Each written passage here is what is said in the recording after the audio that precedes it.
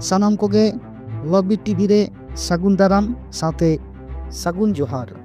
सानाम कोगे बन बाड़ाया पश्चिम बांगला रे जहाँ तीना new integrated Santali medium school मेनाआ प्राय झोतो स्कूल रेगे कोनो परमानेंट टीचर बनू कोआ किछु वॉलंटियर टीचर को आते आदि अनाट एटकेटोरे तलाते हाने 2018 साल खनगे हेज आगुक कना। हॉस्टल मेनाआ मेनखान हॉस्टल कोरे पर्याप्त परिमाण सीट पाचुआ, सीट कैपेसिटी आदि कम गया। तो नोआ को इदी काते आदि आयमा धावगे आदि आयमा संगठन पाहटा से खनगे वीडियो एसआई साथ डीएम कोठेन दाबी सकाम को चाल हुए कान गया। मेनखान ओना दाबी सकाम को देना ओका अनाट एटकेटोरे हो से ओना दाबी सकाम लेकाते अब जहाँ अनाट एटकेटोरे ओना अनाट एटकेटोरे नित हो बांग सोल्हे सुसरा कामते होला मेन दो 17 दिसंबर 2024 तारीख हिलो पश्चिम बांगला सानताल माचेद सेमलेद पाहटा से खन द commissioner school education department of West Bengal Vikas Bhavan रे दाबी सकाम को चाल किरा। दाबी को दो कना पहलो दाबी दो न्यू इंटीग्रेटेड गवर्नमेंट स्कूल करे आदि उसरा सब्जेक्ट वाइज परमानेंट टीचर को बहालोमा।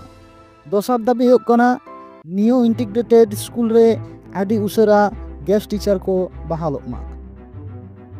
तेसार रेना दाबी दे कना न्यू इंटीग्रेटेड स्कूल करे मेना को वॉलंटियर टीचर को जाते पैरा टीचर लेकाते को बहालोमा से पैरा टीचर रेना मन को नाममा। पोना दाबी हो कना हॉस्टल रेना सीट कैपेसिटी आदि कम गया, हॉस्टल रेना सीट कैपेसिटी बाड़ती मा।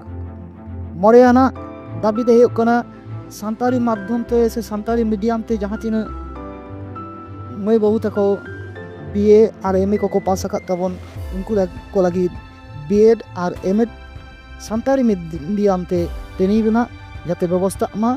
तो नोआ दाबी सकाम कोगे होला आबोरेन सानताल माचेद सेमलेद पाहटा सेद खन द commissioner school education department of West Bengal नुठेन को जमा किदा।